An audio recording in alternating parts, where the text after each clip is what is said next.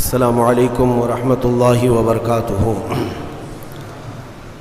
الحمد للہ وکفا وسلام علی حبیبہ المصطفیٰ، اما بعد فاعوذ باللہ من الشیطان الرجیم، بسم اللہ الرحمن الرحیم۔ ان اللہ وملائکتہ یصلون علی النبی یا ایہا الذین آمنوا صلوا علیہ وسلموا تسلیما۔ اللہم صل علی سیدنا محمد معدن الجود والکرم وآلہ واصحابہ الکرام وابنہ الکریم وبارک وسلم بحمدہ تعالی وبکرم مصطفیٰ صلی اللہ تعالی علیہ وسلم۔ آج کی شب میں قرآن عظیم کے 5.5 پارے مکمل ہو چکے۔ اللہ عز و جل بقیہ قرآن عظیم کو صحیح تجوید کے ساتھ پڑھنے اور آپ سب کو سننے کی توفیق عطا فرمائے۔ آج سورہ نساء کی ہم نے تلاوت کی ہے۔ سورہ نساء عربی میں عورتوں کو کہتے ہیں، عورتوں کو نساء کہا جاتا ہے، اور آپ اس بات سے اندازہ لگائیں کہ پوری عورتوں کے نام کی ایک سورہ ہے، مردوں کے نام کی سورہ نہیں ہے، یعنی رجال نام سے نہیں ہے، نساء نام سے سورہ ہے۔ اور پھر ہم نے اخیر میں سورہ مائدہ بھی تلاوت کی ہے۔ مائدہ دسترخوان کو کہتے ہیں۔ ظاہر سی بات ہے، سوروں کا جو نام ہے وہ اس میں موجود مضمون کے حساب سے ہی آتا ہے۔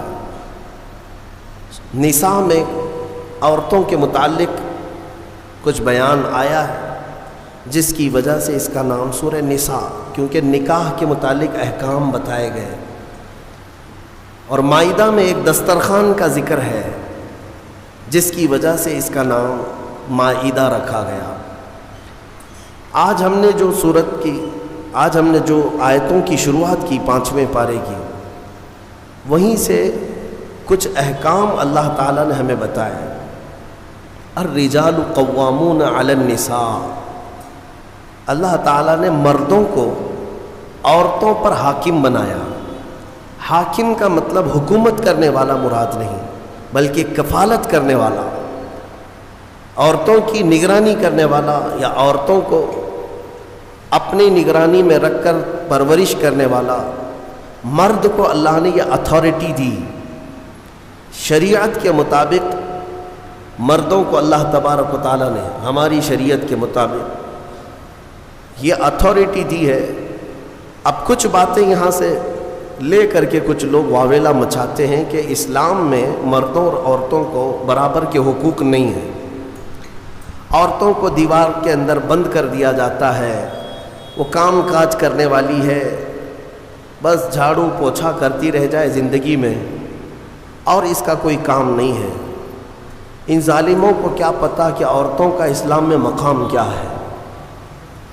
جو دور بیٹھ کر کے واویلا مچاتے ہیں، ان کے نزدیک برابری کا مطلب یہ ہے کہ عورت کو ننگا کر کے بازار میں لایا جائے۔ واللہ میں کہتا ہوں، اسلام نے جو عورتوں کا مقام عطا کیا، ایک خاتون جنت سیدہ کائنات فاطمۃ الزہرا کے قدموں کے برابر لاکھوں مرد بھی نہیں ہو پائیں گے۔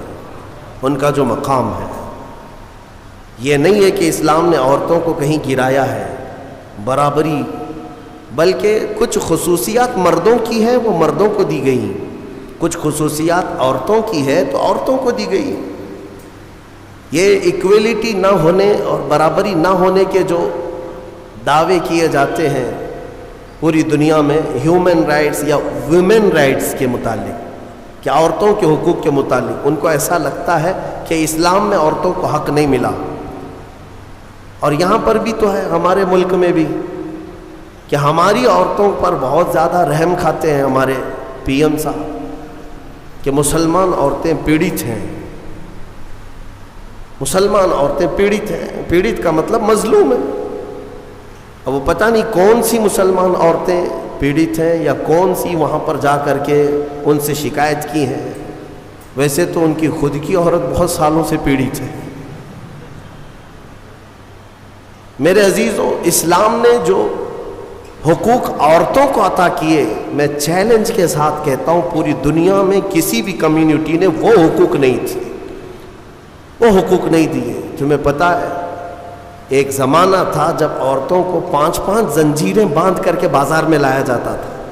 یونان جیسی پوش حکومت, اس زمانے میں سپر پاور کہلائی جانے والی یونان کی حکومت, عورتوں کو وہ 5 زنجیریں باندھتے تھے, 2 ہاتھوں میں, 1 گلے میں, 2 پیروں میں, اور 5 زنجیریں باندھ کر کے کبھی بازار لانا ہوتا تو عورت کو ساتھ میں لاتے اس طرح سے, کھلے چھوڑ کر کے نہیں. اسلام کی عظمتوں پر قربان جاؤ, اسلام نے ان زنجیروں کو کاٹ دیا اور انہی 5 زنجیروں کو عورت کا زیور بنا دیا. آج بھی عورتیں دونوں ہاتھ میں بنگڑیاں پہنتی ہیں, گلے میں نیکلس پہنتی ہیں, دونوں پیروں میں پائل پہنتی ہیں. یہ کیوں ہے؟ بعض لوگوں نے فرمایا یہ پرانے ادھی چیزوں کی علامات ہیں, لیکن پہلے زنجیریں تھیں, اب یہ زیور بن گئے. یہ اسلام کی دین ہے, اسلام کا دین ہے, اسلام کا صدقہ ہے. عورتوں کے متعلق ایک اور تعجب کی بات میں بتاؤں آپ کو.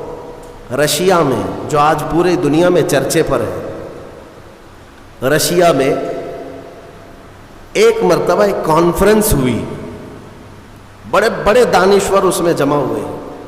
جب میں نے کتاب میں یہ کانفرنس کے بارے میں پڑھا تو مجھے ہنسی آ گئی اس بات پر کہ بڑے بڑے دنیا کے دانشور جمع ہوئے تھے اس کانفرنس میں, میٹنگ تھی. کس ٹاپک پر کانفرنس ہو رہی تھی پتہ ہے آپ کو؟ ٹاپک یہ تھا کہ عورت کو انسان سمجھا جائے یا نہیں سمجھا جائے. بڑے بڑے دانشور بیٹھے ہوئے تھے کہ اس کو انسان سمجھیں یا پھر یہ دوسری مخلوق ہے, اس کے ساتھ جو سلوک کرنا ہے. میرے عزیزو, میٹنگ میں بعد میں یہ طے پایا کہ ہاں ہے تو انسان لیکن ہمارے برابر کی نہیں. یہ وہی اسی دنیا کی بات میں کر رہا ہوں جو آج اپنے آپ کو ویل ایجوکیٹڈ کہتے ہیں یا ماڈرن کہتے ہیں. اسلام پر کیچڑ اچھالنے سے پہلے اپنے دامن میں اگر دیکھ لیتے, تم نے کتنی عورتوں کو جلا کر خاک کر دیا. ستی کی رسم جانتے ہیں؟ ستی کس کو کہتے تھے؟ ہمارے اسی دیش میں یہ رسم پائی جاتی تھی کہ اگر کسی عورت کا شوہر انتقال کر جائے تو عورت کو بھی شوہر کے ساتھ جلا دیا جاتا تھا. ختم, اس کو رہنے کا حق نہیں. بعد میں چل کر کے اس رسم کو تھوڑا سا کم کر دیا گیا اور کہا اب جلائیں گے نہیں لیکن ودوا کو جنگل میں چھوڑائیں گے. اس کو معاشرے میں رہنے کا حق نہیں ہے, اس کو جنگل میں چھوڑائیں گے, آبادی سے باہر رکھیں گے, اس لیے کہ ودوا اگر آئے گی تو یہ اپشگن ہوگا. آج بھی ہے یہ ناٹک, آج بھی ہے. اگر کوئی بیوہ عورت مجمع میں آ جائے تو اس کو اپشگن سمجھتی ہیں. آج کے بھی کئی معاشرے موجود ہیں. لیکن اسلام پر انگلی اٹھانے والے پہلے پڑھو اسلام کو. میرے آقا صلی اللہ تعالیٰ علیہ وسلم نے 10 شادیاں فرمائی جس میں سے 9 عورتیں ایسی ہیں جو سب کی سب بیوہ تھیں. بیوہ کو میرے آقا صلی اللہ تعالیٰ علیہ وسلم نے نکاح کے ذریعے سے اپنا کر کے دنیا کو یہ بتایا کہ بیوہ اپشگن نہیں ہوتی, بلکہ اگر تم نے اس کو اپنا لیا تو اس کی بدولت اللہ تمہاری دعائیں قبول کرتا. بیوہ کو اس طرح سے نکال کر کے باہر کر دینا, یہ سب مجھے حیرت ہوتی ہے. آج وہ لوگ ہمیں عورتوں کے حقوق سکھانے آئے ہیں جو کتنی تو عورتوں کو جلا دیے, کئی عورتوں کو بے یار و مددگار چھوڑ دیا, زندگی پر ان کے لیے شادی کرنا حرام کر دیا. ایک بار شوہر مر گیا تو دوسری بار شادی نہیں کرنا. وہ لوگ ہمیں عورتوں کے حقوق سکھا رہے ہیں کہ عورتوں کے حقوق کیا ہوتے ہیں. جو زنجیریں ڈال کر کھینچتے تھے وہ ہمیں عورتوں کے حقوق سکھا رہے ہیں. حیرت نہیں ہے؟ یہ مسئلہ ایسی ہی ہے کہ اگر شیطان آپ کو نماز کے لیے بلانے آ جائے, اس سے یہ پوچھو تم کب سے شریف ہو گئے, تو یہ دنیا ایسی ہے جنہوں نے عورتوں پر ظلم کا ایک ننگا ناچ ناچا ہے, اور وہ ہمیں آج بتاتے ہیں ویمنز رائٹس ہیں, عورتوں کے حقوق ہیں. عورتوں کے حقوق الحمدللہ میرے مصطفیٰ نے بتائے. کل بھی میں نے بتایا تھا اگر گھر میں بیٹی پیدا ہو تو رسول پاک صلی اللہ علیہ وسلم نے اسے جنت کی بشارت عطا کی. اور پھر اتنا ہی نہیں, اسی خاتون کو ہی تو دیکھیں, اللہ کے حبیب صلی اللہ علیہ وسلم نے, بڑی ہو گئی, اگر اس کے بچے ہو گئے تو بچوں کو کہا گیا تیری ماں کے قدموں کے نیچے تیری جنت ہے. الجنت تحت اقدام الامہات, ماؤں کے قدموں کے نیچے جنت بنا دیا. کون ہے؟ اس قدر بلند مقام عورتوں کو کس نے دیا؟ اسلام نے دیا۔ عورتوں کے حقوق کے سلسلے میں جو واویلا مچاتے ہیں، ایکویلٹی نہیں ہے اسلام میں، برابری نہیں ہے۔ برابری کا مطلب وہ لوگ یہ سمجھتے ہیں کہ عورت کو کھلے عام آزاد چھوڑ دینا چاہیے، اس پر کوئی پابندی نہیں ہونی چاہیے، باہر نکال کر کے لاؤ، کپڑے اتار کر کے لاؤ، اس کے چھوٹے کپڑوں پر کچھ بھی بات مت کرو۔ اس کو وہ ایکویلٹی کہتے ہیں، یہ برابری ہے۔ مرد جب باہر گھوم سکتا ہے تو عورت کیوں نہیں گھوم سکتی؟ ان کا مطلب یہ ہے کہ مرد اگر ایک سے زیادہ عورت سے شادی کر سکتا ہے تو عورت کیوں نہیں کر سکتی؟ یہ بھونڈے اعتراضات ان کے لیے، یہ بے سر و پیر کے اعتراضات، سوالات ہوتے ہیں۔ میں ان کو ایک اچھا مشورہ دیتا ہوں، عورتوں سے برابری کرنا ہے، ظاہر سی بات ہے، برابری ہر چیز میں ہونی چاہیے، ہر چیز میں ہونی چاہیے۔ عورتوں کے ساتھ برابری کرنے میں شادی کر لو، ایک سال بچہ وہ جنے گی، دوسرے سال تم بچہ جنو، ایک سال وہ حمل کی تکلیف اٹھائے گی، دوسرے سال تم حمل کی تکلیف اٹھاؤ۔ بھائی ساری تکلیفیں عورت کو ہی کیوں؟ ہو سکتا ہے، یہ پاسبل ہے؟ تو تمہیں پتہ ہونا چاہیے کہ ہر مخلوق کی اللہ نے کچھ خصوصیات رکھی ہیں۔ مرد کی اپنی خصوصیات ہے، عورت کی اپنی خصوصیات ہے، ان کی بناوٹ میں بھی اللہ تبارک و تعالیٰ نے فرق رکھا ہے۔ مرد کے ہاتھ عورت کے ہاتھ کی طرح نہیں، مرد کا جسم عورت کے جسم کی طرح نہیں، ساری چیزوں میں فرق موجود ہے۔ اسی لیے قرآن نے مردوں کو کمانے کا حکم دیا اور عورت کو امور خانہ داری اور بچوں کی تربیت کا حکم دیا۔ جس کی جیسی کیٹیگری ہے ویسے اسلام نے حکم دیا۔ اس چیز کو لے کر کے یہ اسلام پر اعتراضات کرتے ہیں۔ آج پاکستان کی سڑکوں پر کچھ عورتیں بینر لے کر کے اتری اور اس بینر پر یہ لکھا ہوا ہے کہ میرا جسم میری مرضی، کہ ہمیں آزاد چھوڑ دیا جائے، چار دیواری ہمارا گھر نہیں ہے، پوری دنیا ہماری ہے۔ یہ وہ جانور عورتیں ہیں جنہیں جنگل چاہیے، جنگلیوں کی طرح سے وہ زندگی جینا چاہتی ہیں۔ یہ سارے خیالات کس نے ان کے ذہنوں میں ڈالے؟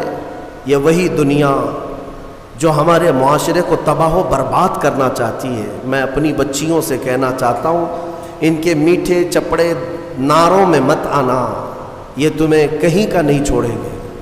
آج جاؤ، یورپ کو جا کر دیکھ لینا، امریکہ کو جا کر دیکھ لینا، وہاں پر پورا نظام درہم برہم ہے۔ جو پوش کہتے ہیں نا، وہ صرف اور صرف پیسے میں پوش یا پھر عیاشی میں پوش نظر آتے ہیں۔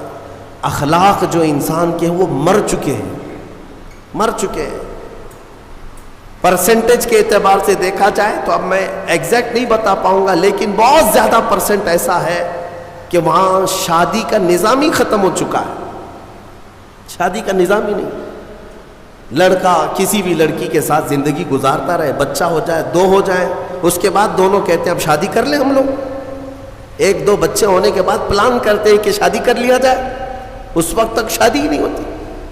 اگر انڈرسٹینڈنگ ٹھیک رہی تو آگے شادی کر لیں گے 2 بچے کے بعد، نہیں تو پھر چھوڑ کر کے پھر کسی اور کے ساتھ۔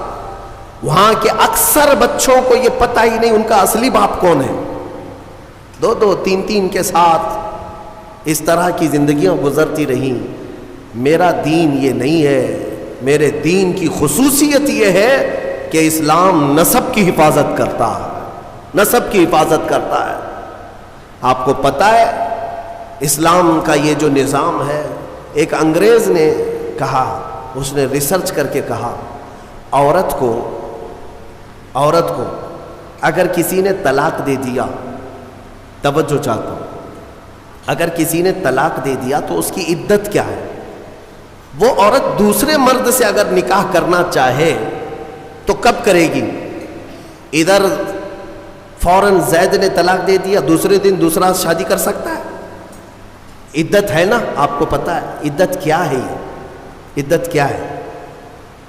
3 بار عورت کی ماہواری آ جائے،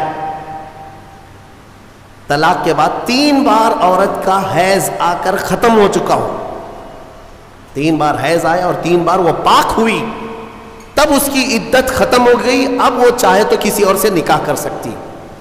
یہ طریقہ ہے شریعت اسلامیہ میں۔ یہ کیوں رکھا گیا؟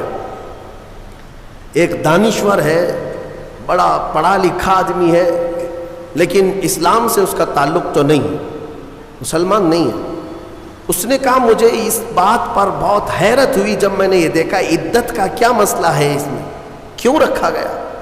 تو اس نے کہا کہ سائنس کے اعتبار سے میں نے پوری جانچ پڑتال کر کے دیکھ لیا کہ اگر عورت پہلے والے شوہر کے ساتھ کچھ راتیں بھی گزاری ہو، کچھ راتیں گزاری اور اس کے بعد پہلے شوہر نے طلاق دے دیا، تو پہلے شوہر کا نطفہ اگر عورت کے جسم کے اندر موجود ہے تو وہ کب تک باقی رہتا ہے؟ تو سائنس کہتی ہے 3 بار عورت کو اگر ماہواری آ گئی تو پہلے والا سارا نطفہ پاک ہو چکا ہوتا، پہلے والے کا کچھ بھی ذرہ بھی باقی نہیں رہتا، اب وہ پوری مکمل کلین ہے، تب جا کر کے وہ دوسرے شوہر کے لیے تیار ہے، دوسرا نکاح کر سکتی ہے۔ میرے عزیزوں، یہ میں نہیں کہتا، غیروں نے جو پڑھا ہے وہ کہتے ہیں کہ اسلام نے یہ عدت کا جو نظام رکھا ہے وہ صرف اس لیے کہ آنے والا بچہ اس کے نسب میں کوئی اختلاط نہ ہونے پائے، نسب میں کوئی اختلاط نہ ہونے پائے، عورتوں کی بھی حفاظت اور بچوں کی بھی حفاظت۔ الحمدللہ مجھے فخر ہے اس بات پر کہ دین اسلام نے یہ پاکیزہ نظام رکھا ہے، پاکیزہ نظام۔ آپ کو پتہ ہے آج دنیا یہ سارا نظام درہم برہم کرنا چاہتی ہے۔ ہاں، جو ماڈرن کلچر کے دلدادہ ہیں ان سے میں کہتا ہوں جاؤ ذرا یورپ کو دیکھو، انہوں نے شادیوں کا نظام ختم کر دیا۔ شادیوں کا نظام ختم کرنے میں کئی چیزیں ان کے ساتھ آئیں، میں بتاتا ہوں آپ کو۔ ایک سسٹم ہے جو کام کر رہا ہے، شیطان کے پجاری ہیں، وہ ڈیول ورشپرز، شیطان کے پجاری، وہ صحیح طریقے سے جو نباہ ہوتا ہے اس کو ختم کرنے پر لگی ہوئی ایک ٹیم ہے، ایک پوری ٹیم کام کرتی ہے۔ وہ مردوں کو عورتوں سے دور رکھیں، عورتوں کو مردوں سے، یا اگر رکھیں تو ناجائز طریقے سے رکھیں۔ اس کے لیے کیا کیا طریقے اپنائیں؟ میں 2 سال قبل شاید یا 3 سال قبل کی بات ہے، شب قدر میں نے اس کو عرض کیا تھا، پورا نظام جو یہ معاشرتی جو نظام ہے، ازدواجی جو نظام ہے، اس کو مار ڈالا ہے یورپ کے کئی کلچرز نے۔ کیا کیا جانتے؟ مردوں کو خود اپنے ہاتھوں سے تسکین حاصل کرنے کے طریقے سکھا دیے کہ عورت کی ضرورت ہی نہ پیش آئے، اپنے ہاتھوں سے شہوت کو پورا کر لو، خواہشات پوری کرو۔ اس کے لیے انہوں نے کھلونے بنائے، آلے بنائے، ساری چیزیں بنائیں تاکہ شادی کا نظام ہی نہ رہے۔ عورتوں کو بھی اسی طرح سے تباہ و برباد کر دیا کہ عورتیں بھی اس نظام میں نہ آئیں، وہ اپنی جسمانی خواہش پوری کرنے کے لیے پلاسٹک کا بھی سہارا لے لیں، کسی بھی دوسری چیزوں کا سہارا لے لیں۔ میں نے جب یہ پڑھا کہ باہر کئی جگہ پر مارکیٹ میں باضابطہ سلیکون کی پوری عورتیں ملتی ہیں، پورا کا پورا مرد ملتا ہے، سلیکون ایک ربر ٹائپ کا، اس کا پورا خوبصورت مرد بھی بنایا جاتا ہے، خوبصورت عورت بھی بنائی جاتی ہے، تاکہ جسے اپنی جسمانی خواہش پوری کرنا ہو تو ان کھلونوں کے ساتھ پورا کر لے اور اپنے آپ کو تباہ و برباد کر لے۔ ہوگا کیا اس سے؟ یہ نظام ختم کرنا ہے ان کو کہ ازدواجی نظام ہی نہ رہے، نہ بچے ہوں، نہ صالح معاشرہ ہو، نظام ختم کرے۔ بہت لوگ اس میں تباہ و برباد ہو چکے، یہ سلیکون کی گڑیا اور گڈے بنائے گئے، ان کی زندگیوں میں داخل کیے گئے، یہ ہٹ گیا تو پھر ان لوگوں نے کئی ملکوں میں LGBT کمیونٹی کو متعارف کرایا۔ یہ کیا ہے؟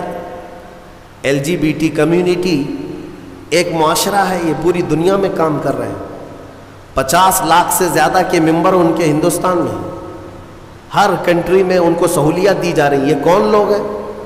یہ وہ لوگ ہیں کہ مرد مرد سے اور عورت عورت سے اپنی خواہشات پوری کرے۔ ہومو سیکسولیٹی गेइज्म, लेस्बियन, ट्रांसजेंडर, ये एक पूरी कम्युनिटी बनी है कि शादी का निज़ाम ही ना रहे। मर्द मर्दों से अपनी ख्वाहिशात पूरी कर ले, औरत औरतों से अपनी ख्वाहिशात पूरी कर ले। ये कौम लूत की बला, जिसके मुतालिक कुरान ने कहा इस गुनाह में जो मुब्तला है वो दर्दनाक अज़ाब में गिरफ्तार होंगे। 3 जगह उनका जिक्र आया है। हज़रत लूत अलैहिस्सलाम की कौम इस गुनाह में मुब्तला थी। अल्लाह ताला ने फरमाया इनकी ज़मीन को उठाकर अल्लाह ने पलट दिया, लेकिन उससे पहले क्या किया? वो अमतरना अलैहिम हिजारतम मिन सिज्जील, नोकीले पत्थरों की बारिश की गई थी उन पर। उनके जैसी सरों पर वो पत्थर पड़ते थे तो भेजा निकल जाता था, कौम लूत। और उसके बाद ज़मीन को उठाकर फजअलना आलियाहा साफिला, अल्लाह फरमाता है बुलंद किया गया और फिर गिरा दिया गया। कौम लूत पर जो अजाब आया उसको कौम सदूम भी कहते हैं। जॉर्डन में कभी आपको जाना हो तो ये वही इलाका है जहाँ हज़रत लूत अलैहिस्सलाम का क़याम था। मैंने खुद सफ़र किया, तकरीबन 150 से 200 किलोमीटर तक गाड़ी चलती रहे तो सिर्फ और सिर्फ काले काले पत्थर ही हैं, अजीब किस्म के पत्थर हैं, देखो तो डर लगे। आज भी न कोई आबादी है, न कोई घर है, न कोई दरख्त है, कुछ नहीं, बहुत दूर तक सिर्फ काले काले पत्थर पड़े हुए हैं। वो किस ज़माने के पत्थर और किस पे बरसे हुए पत्थर ये तो मैं यकीन के साथ नहीं कहता, लेकिन इलाका वही है जो कौम लूत पर अजाब आया था। मेरे अजीज़ों, मेरे कहने का खुलासा ये है कि ये दुनिया इस इस्लामी खुसूसियात को मार डालना चाहती है, ख़त्म करना चाहती है कि साले मुआशरा ना रहे। एक बात याद रखना, बड़े बुज़ुर्गों ने लिखा है कि जो हलाल तरीके से बच्चा आता है ना, वो बुज़ुर्गों का अदब भी जानता है, हलाल और हराम की तमीज़ भी जानता है, उसकी ज़ुबान भी पाक होती है और अखलाक भी अच्छे होते हैं। और जो हराम तरीके से दुनिया में आया है तो फिर उसके अंदर उसके कैरेक्टर बहुत ख़राब भी हो जाते हैं। शैतानी चक्कर का वो एक पूरा का पूरा वो नज़र आता है, पैकर नज़र आता है। बहरहाल औरतों के मुतालिक मुझे बात ये अर्ज़ करनी थी कि अल्लाह तबारक व तआला ने उनके पूरे हुकूक यहाँ पर शरीयत में हमें अता किए हैं। बाज़ लोग एक सवाल ये करते हैं कि जब विरासत बांटते हैं तो मर्द को 2 हिस्से, औरत को 1 हिस्सा क्यों? आपने सुना होगा ना कि औरत को आधा, मर्द को 1। या तो उसका दूसरा माना ऐसे है कि अगर किसी बाप का इंतकाल हुआ, उसके घर में 2 बेटे और 2 बेटियां थी, 2 बेटे 2 बेटियां थी, तो माल कैसे तकसीम होगा? 3 हिस्सों में तकसीम होगा। एक एक हिस्सा दोनों बेटों को दिया जाएगा और एक हिस्सा जो बच्चा है वो आधा आधा लड़कियों में दिया जाएगा, आधा आधा दोनों लड़कियों को दिया जाएगा। यानी 4 औलाद थी तो 3 हिस्सों में बांटा जाएगा, एक एक हिस्सा लड़के को और आधा आधा लड़की को।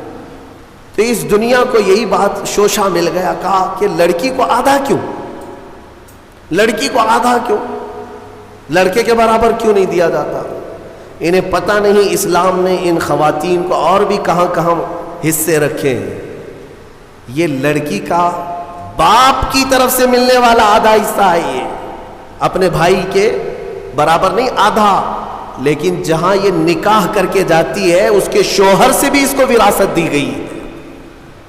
औरत को उसके शोहर के घर से भी विरासत है, बाप के घर से भी विरासत है। ये दुनिया कहती है कि हमने औरतों के हुकूक मारे हैं, तुम विरासत के अहकाम पढ़े कहाँ हो, मालूम कहाँ है? औरतों को मुकम्मल पूरे तहफ़्फ़ुज़ात के साथ शरीयत ने हुकूक अता किए। बहरहाल अल्लाह तबारक व तआला हमें समझ अता फरमा है। ये सूरह निसा के मुतालिक जो बातें थी वो अर्ज़ किया। एक बात मैं आपको बता दूँ, कुरान पाक ने फरमाया वइन खिफ्तुम शिक़ाक़ बैनिहिमा, अक्सर ऐसा होता है कि शोहर बीवी में झगड़े होते हैं और इन झगड़ों का जिक्र कुरान में जब आया है कि अगर तुम्हें खौफ लगता है कि दोनों में नहीं निभ पाएगा, दोनों जम नहीं रही है, شوہر کی اور بیوی کے ساتھ، بیوی کی شوہر کے ساتھ. کئی زندگیاں ایسی ہیں، روز لڑائیاں، روز جھگڑے، یا پھر آگے نہیں چلنے جیسی صورت بنتی ہے تو کیا کرے؟ اللہ فرماتا ہے فَبْعَثُوا حَكَمًا مِّنْ أَهْلِهِ وَحَكَمًا مِّنْ أَهْلِهَا. اللہ تعالیٰ نے فرمایا عورت کی طرف سے ایک سمجھ بوجھ رکھنے والا آدمی آئے اور مرد کی طرف سے بھی ایک سمجھ بوجھ رکھنے والا آدمی آئے. ان یریدا اصلاحا یوفق اللہ بینہما. اگر دونوں خاندانوں سے ایک ایک آدمی بیٹھ گیا اور ان دونوں کی نیت اصلاح کی ہے تو رب فرماتا اللہ ان کے دلوں میں محبت پیدا کرے. ہاں یہاں تو لڑکی کی اماں پہلے سے بیٹھی ہوئے نہیں، طلاق ہی چاہیے میری بیٹی کو، واپس بھیجو گھر. اصلاح کی نیت کا ہے. آدھی لڑکیوں کے گھر کو توڑنے میں ان کی ماؤں کا ہی ہاتھ ہے، زبردستی کا. میرے عزیزوں، شادی کے بعد ایک زندگی جو ہے یہ کیسی ہے؟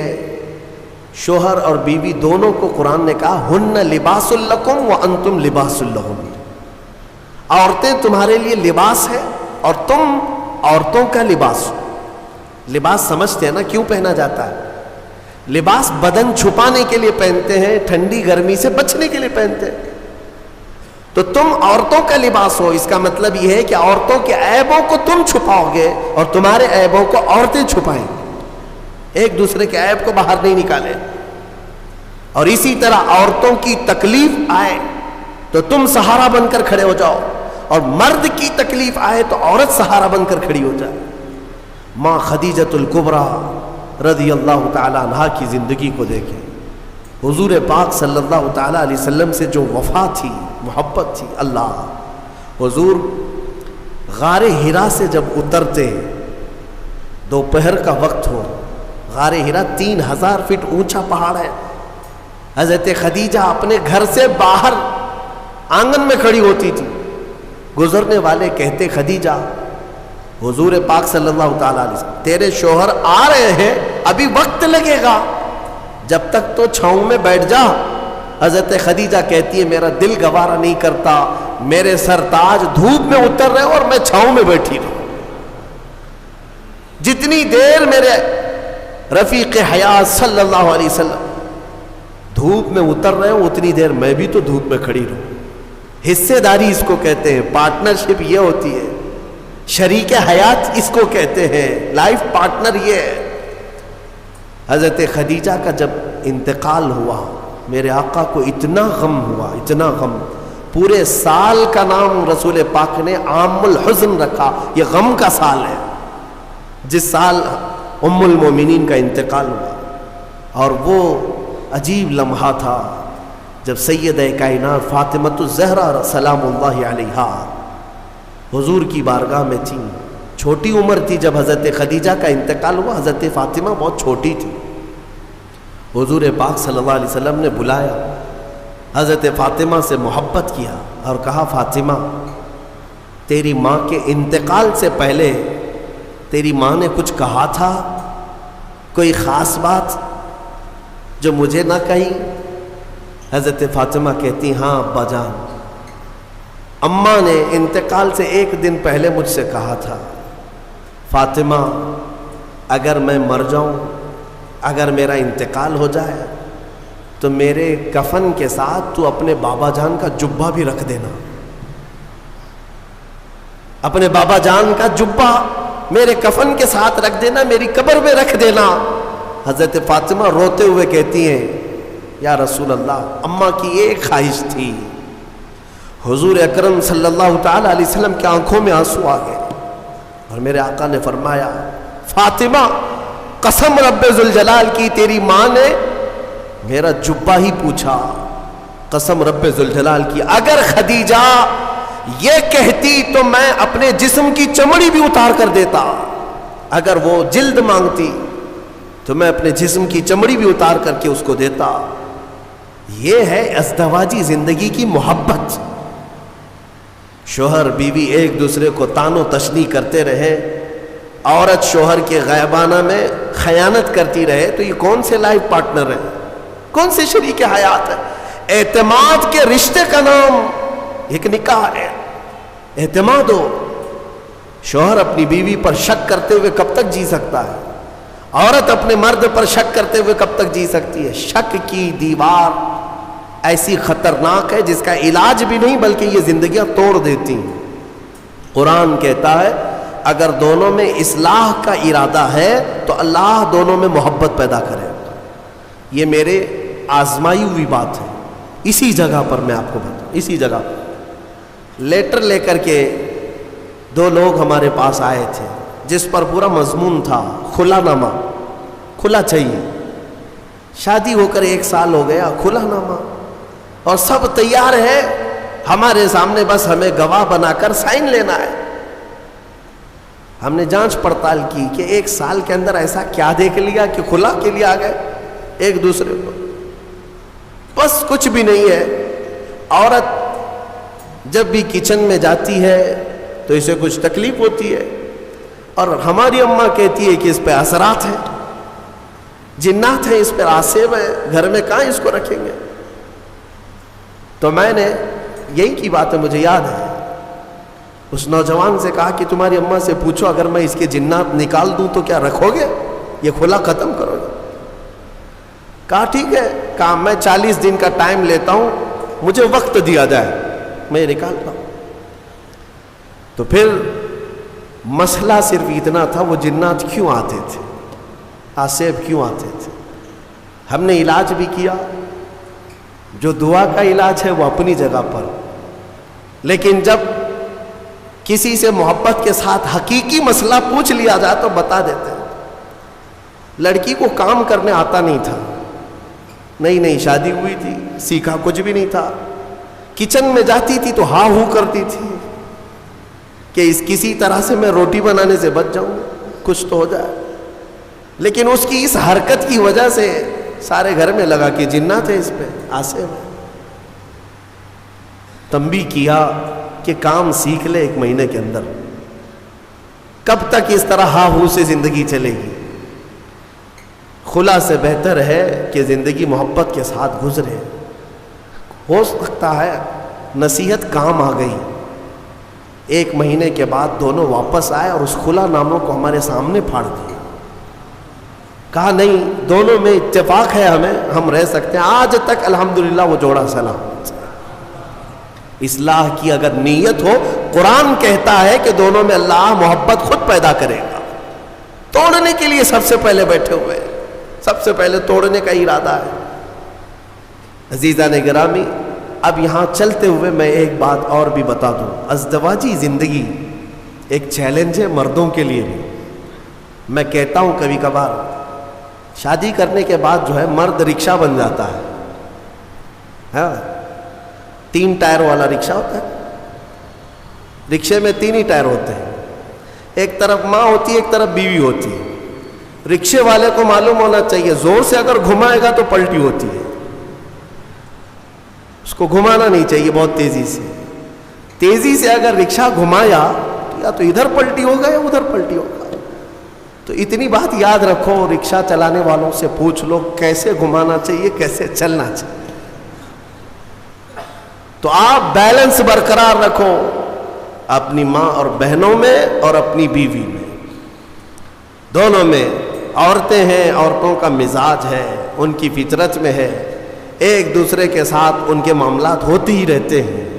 آپ کو میں کیا بتاؤں، حضور پاک صلی اللہ تعالی علیہ وسلم کی 10 بیویاں ہیں، میرے آقا نے ان کے درمیان کیسے عدل قائم رکھا، کیسے عدل قائم رکھا۔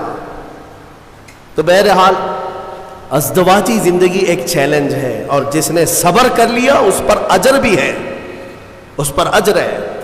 حضور پاک صلی اللہ تعالیٰ علیہ وسلم کی حدیثوں کا ایک مفہوم یہ بھی ہے کہ عورت ٹیڑھی پسلی سے پیدا کی گئی، اسے تم پورا سیدھا کرنے کی کوشش نہ کرو ورنہ یہ ٹوٹ جائے گی۔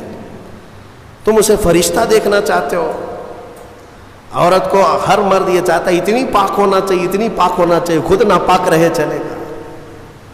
عورت بھی انسان ہے، اس کو اسی اعتبار سے رکھا جائے، وہ جس قدر تمہاری فرمان بردار ہے بہت ٹھیک ہے۔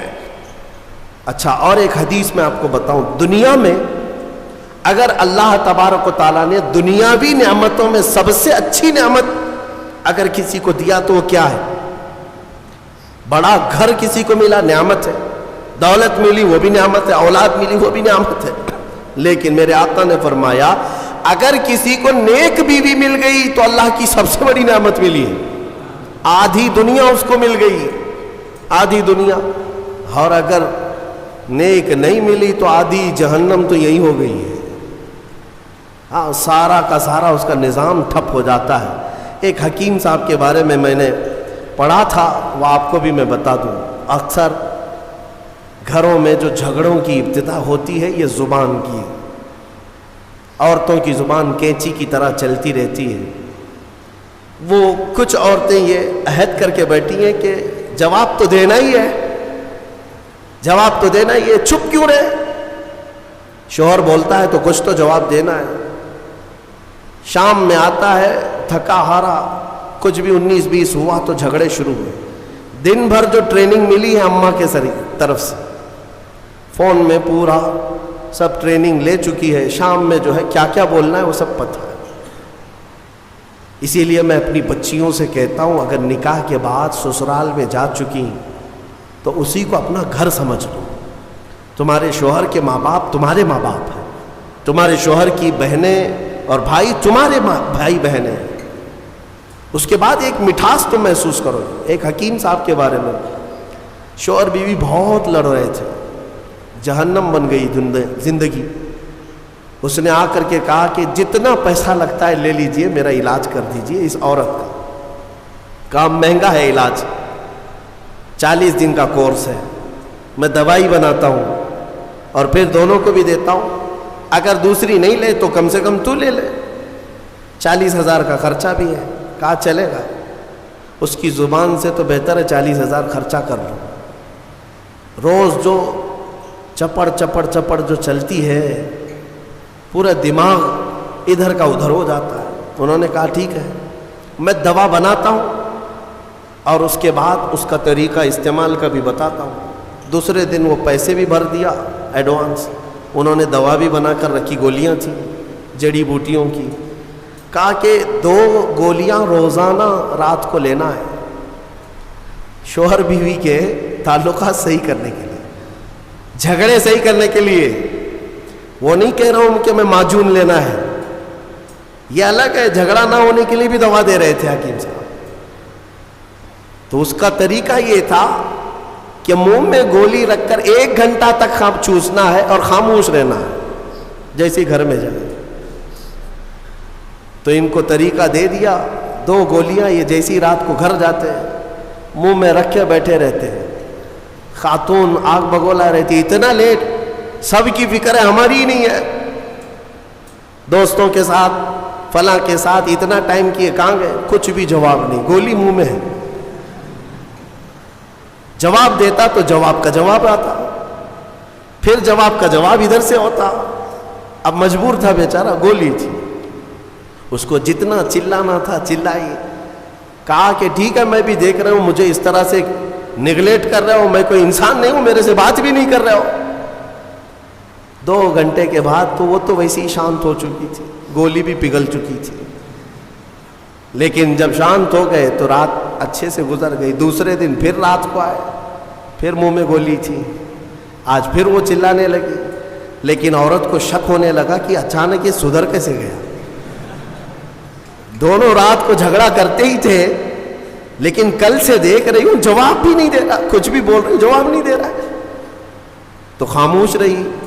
تھوڑا ہی آج چلائی، اور اس کے بعد اس کو ڈر لگنے لگا کہ کہیں طبیعت خراب ہو گئی۔ تیسرے دن پھر گولی رکھ کر کے آئے، عورت نے آج چلایا تو اسے سیریس لگنے لگا کہ آج بھی جواب نہیں دے رہا، اس کا مطلب طبیعت خراب ہے۔ قریب آئی اور کہا ارے میرے سرتاج بتاؤ تو صحیح کیا تکلیف ہے آپ کو، 2 دن سے بالکل منہ چھپ کر کے بیٹھے ہو گھر میں، رونق ختم ہو گئی گھر کی، کچھ تو بولو۔ کہا نہ گولی ہے منہ میں۔ کافی دیر تک 1 گھنٹہ 2 گھنٹہ، تو تیسرے دن جو ہے جب بات ہی نہیں کیا، خاموش، تو عورت کی طبیعت بے قرار ہو گئی سیدھے۔ دیکھیں میں آپ کو بتاتا ہوں یہ جھگڑے ہوتے ہیں لیکن محبت اندر رہتی ہے، مصلی بچھا کر کے اللہ کی بارگاہ میں دعا کرنے لگی کہ مولا میرے شوہر کو صحیح کر دے، اگر اس کی طبیعت خراب ہے تو شفا دے دے۔ وہ دعا کرتی رہی، میاں کو ہوا کچھ نہیں تھا، گولی تھی، اور سو گئے۔ چوتھے دن وہ پیر پکڑ کر بیٹھی، بتاؤ تو صحیح، پیر دباؤں کہ سر دباؤں، کیا خدمت کروں، کیا کھانا پسند کرو گے، میٹھا لوگے، فلاں کیا بناؤں تمہارے لیے؟ شوہر کو لگا حکیم صاحب کی دوائی تو بہت کام کی ہے، بہت کام کی ہے، 3 دن کے اندر مزاج بدل دیا، گولی میں کھا رہا ہوں، اثر بھی بیگم کو ہو رہا ہے۔ پھر اس کے بعد حکیم صاحب کے پاس پیسے پورے لے کر کے گئے، کہا کہ 3 دن میں ہی گولیاں بہت اثر دکھائی ہیں، 40 دن کے کورس میں پتہ نہیں اور کیا ہونا ہے، آپ پورے پیسے لے لیں، آپ کا بڑا احسان ہے۔ گھر شانت ہو گیا، میری بیوی میری محبت میں پاگل ہے، جو میری مرضی ہے وہ کرنے کو تیار ہے۔ حکیم صاحب سے پوچھا کہ اتنا لاجواب علاج آپ کے پاس آیا کیسے؟ کون سی جڑی بوٹیاں ہیں، کون سے پہاڑ سے لے آئے ہو؟ حکیم صاحب نے کہا بیوقوف، کچھ نہیں، میدے کے آٹے کی گولیاں ہیں، کچھ بھی نہیں ہے اس کے اندر، میدے کے آٹے کی گولیاں بنا کر۔ بات صرف مجھے اتنی علاج کرنا تھا کہ دونوں میں سے کسی ایک کا منہ چھپ ہو جائے، علاج ویسے ہی ہو جائے گا۔ ان حکیموں نے حکمت کے ذریعے سے جو علاج کیا، یہ لطیفہ نہیں ہے، یہ اکثر زندگیوں کی حقیقت ہے۔ میں تمہیں ہنسانے کے لیے کوئی لطیفہ نہیں بولنا چاہتا، بلکہ زندگیوں میں داخل ہو کر کے دیکھو کہ یہ ابتدا صرف جواب در جواب سے ہوتی ہے اور طلاق تک پہنچتی ہے۔ کتنوں کو جا کر ہم نے کورٹ میں دیکھا ہے، ایک طرف شوہر ایک طرف بیوی ہے، ایسے لوگوں کے سامنے سر جھکائے کھڑے ہیں انصاف کے لیے۔ یہ زندگیاں کیوں اس طرح سے ناکارہ ہو گئیں؟ اس کی وجہ یہی ہے کہ انا آ گئی، غرور ہے، تکبر ہے۔ قرآن کے اس فرمان پر عمل کرو۔ اللہ تعالیٰ نے فرمایا اگر اصلاح کا ارادہ ہے دونوں کا تو اللہ دونوں کے دلوں میں خود محبت پیدا فرمائے گا۔ یوفق اللہ بینہما، اللہ فرماتا اللہ ان دونوں کے دلوں میں محبت خود پیدا کرے گا۔ اللہ کریم جوڑوں کو سلامت رکھے۔ تفسیر جو اصل بات عرض کرنی تھی وہ رہ گئی، اتنی بات عرض کر دوں۔ مصطفیٰ کریم صلی اللہ تعالیٰ علیہ وسلم کے متعلق قرآن کی یہ آیت آئی ہے، فَلَا وَرَبِّكَ لَا يُؤْمِنُونَ حَتَّى يُحَكِّمُوكَ فِي مَا شَجَرَ بَيْنَهُمْ۔ اے رسول قسم تمہارے رب کی، وہ شخص مومن ہو ہی نہیں سکتا جو اپنے جھگڑوں میں آپ کو فیصل نہ سمجھے۔ حضور کو اگر کوئی فیصل نہیں مانتا، حضور کو اگر کوئی حکم نہیں مانتا، تو قرآن کہہ رہا ہے وہ شخص مومن ہی نہیں ہے، مومن ہی نہیں ہے۔ کئی لوگوں کو ایسے ہم نے دیکھا ہے، کہتے ہیں ایسی ہم شریعت نہیں مانتے، ہاں ہم یہ حدیث قرآن نہیں مانتے، نعوذ باللہ یہ جملہ کفریہ ہے، کافر ہو گئے، اسلام سے نکل گئے کسی نے اگر ایسا کہا۔ بلکہ یہ کہو چاہے دنیا ادھر کی ادھر ہو جائے، ہم مانیں گے تو میرے رسول کا فیصلہ مانیں۔ ہاں منافقین کے متعلق یہ کہا گیا ہے کہ وہ رسول کا فیصلہ نہیں مانتے، اپنی طبیعت کا مانتے ہیں۔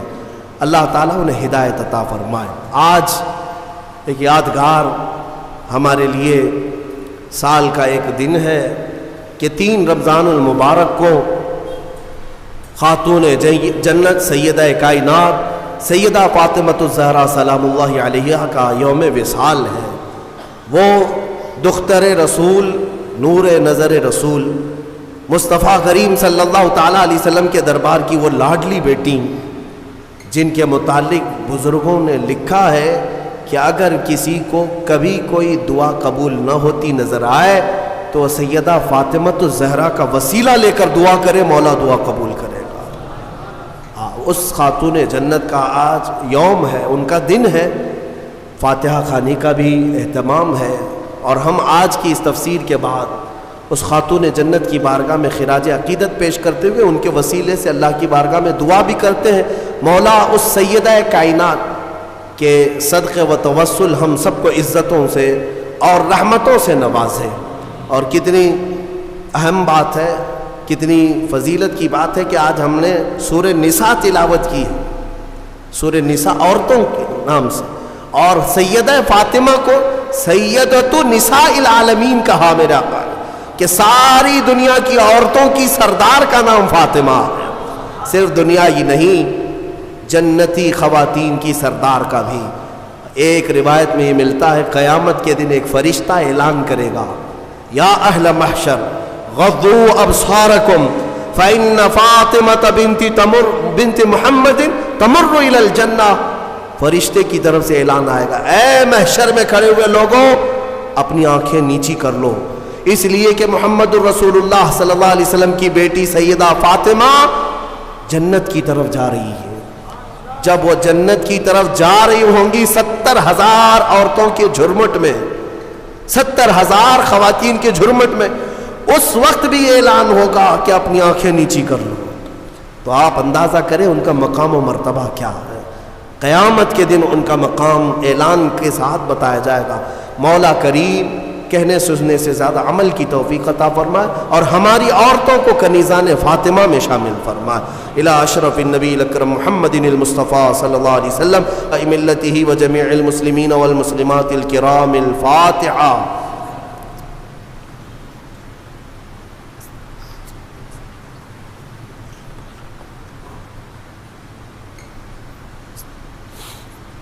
یا اللہ یا رحمان یا رحیم دل ہمارا کن مستقیم بحق ایاک نعبد و ایاک نستعین.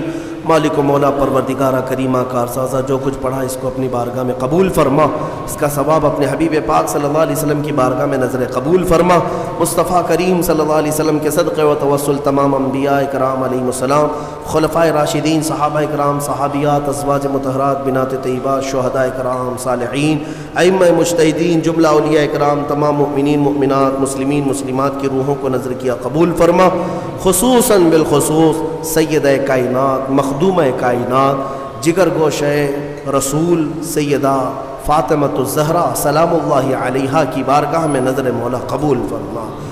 اے کریم خدا ارحم الراحمین، دختر رسول کی برکت سے ان کے صدقہ و توسل مولا ہم سب کی زندگی میں آئی ہوئی بلاؤں کو دور فرما دے، سب مصیبتوں کو دور کر دے. اے اللہ ہماری حاجتوں کو پوری فرما دے. اے کریم خدا ہم میں جو بیمار ہیں انہیں شفا دے دے، جو بے اولاد ہیں انہیں صالح اولاد دے دے، جو قرضوں میں ڈوبے ہیں ان کے قرضوں میں آسانیاں دے دے. اے رب ذوالجلال جو بے جوڑ ہیں انہیں صالح رشتے عطا کر، جو ناحق مقدمے اور جیلوں میں ہیں ان کی رہائی کی سبیل پیدا فرما. اے کریم خدا ارحم الراحمین ہم کو گناہوں کے مرض سے شفا عطا فرما. قیامت کے دن مولا ہم سب کو عزت و سرخروئی عطا فرما.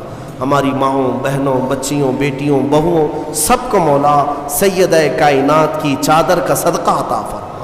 ان اللہ وملائکتہ یصلون علی النبی یا ایہا الذین آمنوا صلوا علیہ وسلموا تسلیما. اللہم صل علی سیدنا محمد معدن الجود والکرم وآلہ واصحابہ الکرام وابنہ الکریم وبارک وسلم. سبحان ربک رب العزت عما یصفون وسلام علی المرسلین والحمد للہ رب العالمین.